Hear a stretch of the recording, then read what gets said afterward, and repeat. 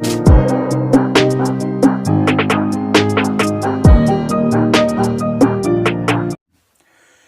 नमस्कार, मैं अतुल ठाकुर आप सभी का एक बार फिर से अपने चैनल में हार्दिक स्वागत करता हूं। आज की इस वीडियो में हम करेंगे हिंदी साहित्य आदिकाल भाग 14, जो कि हमारा अंतिम पार्ट होने वाला है इस वीडियो का। और इस वीडियो के समाप्त होने के बाद हम करेंगे भक्ति काल से संबंधित जो है अगले क्वेश्चन। लेकिन आज हमारा जो है अंतिम भाग रहता है आदिकाल का। तो चलिए शुरू करते हैं इस वीडियो को शुरू करने से पहले मैं आपकी जानकारी के लिए बता दूं कि यह जो वीडियो है LT PGT Hindi net set KVS NVS सभी परीक्षाओं के लिए उपयोगी सिद्ध होगी। तो चलिए शुरू करते हैं आज की इस वीडियो को। पहला प्रश्न स्क्रीन पर दिया गया है। प्रश्न है, एक थाल मोती से भरा, सबके सिर पर ऊंधा धरा, चारों ओर वह थाली फिरे, मोती उससे एक न गिरे। ये पंक्तियाँ किसकी है? विकल्प दिए गए हैं। यहाँ पे जो है विकल्प में विद्यापति होना था, तो यहाँ पे जो है राइटिंग में मिस्टेक हो गई है। तो यहाँ विद्यापति समझना आपने इसको। विद्यापति, खुसरो, कबीर या फिर जायसी, क्या होगा करेक्ट आंसर इसका? एक थाल मोती से भरा, सबके सिर पर ऊंधा धरा, चारों ओर वह थाली फिरे, मोती उससे एक न गिरे। पंक्ति किसकी है? सही आंसर क्या होगा? तो करेक्ट आंसर होगा इसका विकल्प नंबर बी, यानी कि खुसरो जो है कि यह जो है पंक्ति रहती है किसकी? खुसरो, यानी कि अमीर खुसरो की। नेक्स्ट क्वेश्चन है क्वेश्चन नंबर सेकंड। निम्नलिखित में से कौन विशेषता लोक साहित्य में नहीं होती? विकल्प है इनमें दिए गए हैं। इसमें शास्त्रीयता होती है, यह मौखिक होता है, यह परंपरा में प्रचलित रहता है, या फिर इसमें सहजता और स्वाभाविकता होती है। UPPSC डिग्री कॉलेज एग्जाम 2013 की परीक्षा में पूछा गया था प्रश्न। इस लिहाज से यह जो है क्वेश्चन मोस्ट इंपॉर्टेंट बनता है। बताइए सही आंसर क्या होगा इसका? कौन विशेषता लोक साहित्य में नहीं होती? जो निम्नलिखित में से कौन सी विशेषता जो है लोक साहित्य में नहीं होती? आंसर बताइए, इसका सही उत्तर क्या होगा? तो करेक्ट आंसर होगा इसका विकल्प नंबर ए, यानी कि इसमें शास्त्रीयता होती है। चलिए चलते हैं अगले प्रश्न की ओर, जो कि रहता है हमारा 3 नंबर क्वेश्चन है। स्वयंभूकृत पौंचर्यों की कथा किससे संबंध है? यानी कि स्वयंभूकृत पौंचर्यों की कथा किससे संबंध रखती है या किससे संबंधित है? बताइए सही आंसर क्या होगा? विकल्प दिए गए हैं। कृष्ण कथा, राम कथा, बौद्ध कथा या फिर शक्ति कथा। सही आंसर क्या होगा? स्वयंभूकृत पौंचर्यों की कथा किससे संबंध है? तो सही उत्तर होगा इसका विकल्प नंबर जो रहता है बी, इसका सही उत्तर होगा।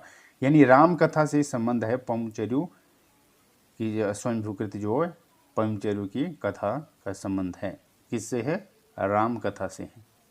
तो चलिए चलते हैं अब अगले प्रश्न की ओर। नेक्स्ट प्रश्न है, ढोला मारूरा दुहा किस क्षेत्र का लोकप्रिय लोक भाषा काव्य रहा है? विकल्प दिए गए हैं। महाराष्ट्र का, उत्तर प्रदेश का, राजस्थान का या फिर गुजरात का। ढोला मारूरा दुहा किस क्षेत्र का लोकप्रिय लोक भाषा काव्य रहा है? तो सही उत्तर होगा इसका विकल्प नंबर जो रहता है सी, यानी कि राजस्थान का जो है ये रहता है लोक भाषा काव्य। अगला प्रश्न है प्रश्न नंबर 5। जयदेव के गीत गोविंद का विशेष प्रभाव किस कवि पर माना जाता है? विकल्प है विद्यापति पर, मीराबाई पर, सूरदास पर या फिर छीत स्वामी पर। उत्तराखंड असिस्टेंट प्रोफेसर 2017 की परीक्षा में पूछा गया था प्रश्न। बताइए सही आंसर क्या होगा इसका? जयदेव के गीत गोविंद का विशेष प्रभाव किस कवि पर माना जाता है?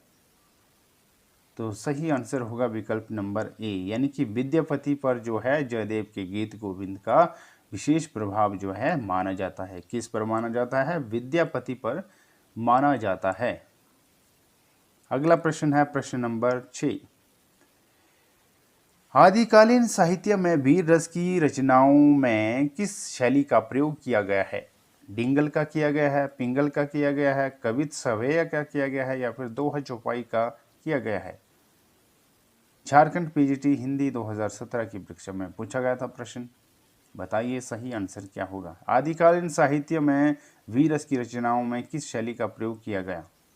तो सही आंसर होगा इसका डिंगल, यानी कि ए इसका करेक्ट आंसर होगा। डिंगल में किया गया, डिंगल छली में किया गया है आदिकालीन साहित्य में वीर रस की रचनाओं का जो है प्रयोग। अगला प्रश्न है प्रश्न नंबर 7। अपभ्रंश शब्द का प्रयोग सबसे पहले कहाँ देखने को मिलता है? विकल्प दिए गए हैं सूरदास की रचना में, भर्तमुनि की रचना में, राजा धारसेन द्वितीय के शिलालेख में, या फिर तुलसीदास की रचना में। सही आंसर बताइए, अपभ्रंश शब्द का प्रयोग सबसे पहले कहाँ देखने को मिलता है? तो सही आंसर होगा विकल्प नंबर सी, यानी कि राजा धारसेन द्वितीय के शिलालेख में जो है अपभ्रंश शब्द का प्रयोग सबसे पहले देखने को मिलता है। अगला प्रश्न है प्रश्न नंबर 8। चंद्रवरदाई की रचना है? विशलदेव रासो है, पृथ्वीराज रासो है, जयचंद्र प्रकाश है, या फिर रणमल छंद है? केवीएस पीजीटी हिंदी 2017 की परीक्षा में पूछा गया था प्रश्न, चंद्रवरदाई की रचना है, कौन सी है? तो सही आंसर होगा विकल्प नंबर जो रहता है बी, यानी कि पृथ्वीराज रासो जो है चंद्रवरदाई की रचना है। कौन है? पृथ्वीराज रासो। अगला प्रश्न है प्रश्न नंबर 9। सिद्ध साहित्य के अंतर्गत 84 सिद्धों के वे साहित्यिक रचनाएं आती हैं जो प्रकृत में लिखी गई, पेशाची अपभ्रंश में लिखी गई, पूर्ववर्ती अपभ्रंश में लिखी गई, या फिर तत्कालीन लोक भाषा हिंदी में लिखी गई। सिद्ध साहित्य के अंतर्गत 84 सिद्धों की वे साहित्यिक रचनाएं आती है, कौन आती है? तो करेक्ट आंसर होगा इसमें विकल्प नंबर डी, यानी कि तत्कालीन लोक भाषा हिंदी में लिखी गई। ये जो है इसका सही आंसर होगा। अगला प्रश्न है प्रश्न नंबर 10। घोर अंधारे चंदमणि जिमी उजोऊ करेई, परम महासुहु एकु कणे दरिया अशेष हरेई। उपर्युक्त दोहे में महासुहु का संबंध किससे है? महासुख महासुहु का तत्सम रूप है, महासुख ब्रजयानियों का परिभाषिक शब्द है, प्रज्ञा और योग से महासुख की दशा संभव है, या फिर महासुख निर्वाण प्राप्ति में बाधक है? सही आंसर क्या होगा इसका? तो सही आंसर होगा इसका यानी कि ए बी सी, ये तीनों जो इसके आंसर है। यानी महासुख महासु का तत्सम रूप है, महासुख ब्रजयानियों का परिभाषिक शब्द है, और प्रज्ञा और योग में महासुख की दशा संभव है। ये तीनों जो है इसके आंसर है। अगला प्रश्न है प्रश्न नंबर यानी कि ए बी और सी। ठीक है, अगला प्रश्न है प्रश्न नंबर जो है 11। निम्नलिखित पंक्तियों को उनके रचयिताओं से सुमेलित कीजिए। सूची 1 को सूची 2 के साथ जो है सुमेलित करना है। तो पहला दिया गया यहाँ पे, नगर वहीरे डोबी तोहरी कुड़िया छाई। तो इसका रहता है यहाँ पे जो है कणप्पा की यह जो है रचना है। और अगला है का तरुबर पंचवेड़ाल, इसका जो रहता है लुईपा। और कड़वा बोल न बोलिस नारी, इसका रहेगा यहाँ पे जो है चौथा, यानी कि चौथा कौन है? नरपति नाला। और अंतिम रहता है डी का मोरा जोबना नवेलरा भयो है गुलाल, इसका रहेगा यहाँ पे आंसर खुसरो। यानी इस तरह से ये जो है यहाँ मिलान करना था। आंसर दिया गया है यहाँ पे 2-1।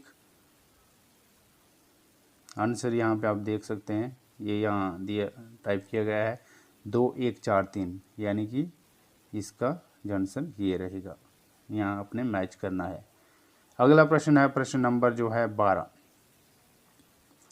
पृथ्वीराज रासो किस काल और रचनाकार की रचना है? तो यहाँ पे आएगा पृथ्वीराज रासो जो है आदिकाल की रचना है, और जो कि चंद्रवरदाई जो इसके रचनाकार है। ये इसका आंसर रहेगा, यहाँ पे आंसर भी दिया गया है आदिकाल और चंद्रवरदाई। यानी कि पृथ्वीराज रासो किस काल और रचनाकार की रचना है? पृथ्वीराज रासो जो है आदिकाल की रचना है, और इसके रचनाकार है चंद्रवरदाई। ये इसका आंसर रहेगा। अगला प्रश्न है प्रश्न नंबर 13।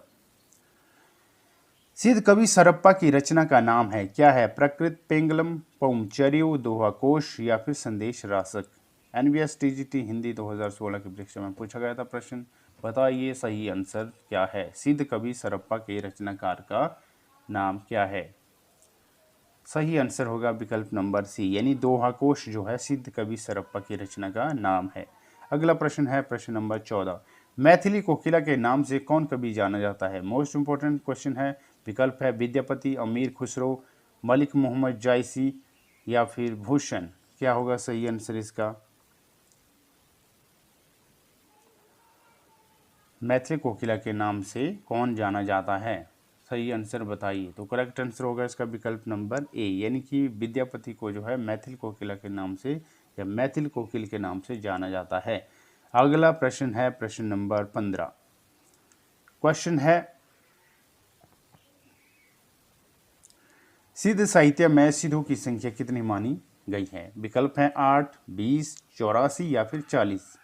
असिस्टेंट प्रोफेसर जो है मध्य प्रदेश हिंदी 2017 की परीक्षा में पूछा गया था प्रश्न, मोस्ट इम्पोर्टेंट क्वेश्चन बनता है। बताइए सिद्ध साहित्य में सिद्धों की संख्या जो है कितनी है?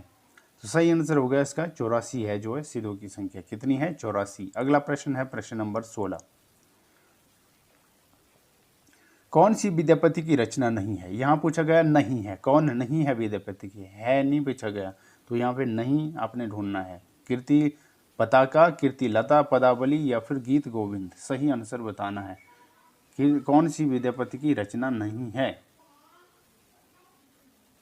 तो सही आंसर होगा यहाँ पर विकल्प नंबर डी, यानी कि गीत गोविंद जो है विद्यापति की रचना नहीं है। इसके अलावा कीर्ति पताका, कीर्ति लता, पदावली ये रचनाएं जो है विद्यापति की रहती है। अगला प्रश्न है प्रश्न नंबर 17। आज के इस वीडियो का सेकंड लास्ट प्रश्न है, कीर्ति लता की भाषा क्या है? साहित्यिक, अपभ्रंश, प्राकृत, लोक भाषा या फिर अवट? सही आंसर बताइए, कीर्ति लता की भाषा क्या है? तो करेक्ट आंसर होगा इसका विकल्प नंबर डी। अगला प्रश्न है आज के इस वीडियो का अंतिम प्रश्न, आदिकाल और भक्ति काल के बीच एक स्वर्णिम कड़ी किसे कहा गया है? जयदेव को, विद्यापति को, जायसी को या फिर जगनी को? सही आंसर बताइए। तो सही आंसर होगा इसका विकल्प नंबर जो रहता है डी, यानी कि जगनिक को आदिकाल और भक्ति काल के बीच एक स्वर्ण कड़ी के रूप में जो है कहा जाता है। किसको? जगनिक को। तो आज की इस वीडियो में हमने जो है टोटल 18 प्रश्न किए, जो कि हमारा आदिकाल का जो है अंतिम भाग था, आदिकाल भाग 14, जिसमें कि हमारे 18 प्रश्न थे। और इसके बाद आज की यह वीडियो हमारी यहीं पे समाप्त होती हुई, और इसके बाद करेंगे हम जो है भक्ति काल अगली वीडियो में, जो कि हमारा जो है पहला पार्ट रहेगा भक्ति काल का। तो मिलते हैं नेक्स्ट वीडियो में।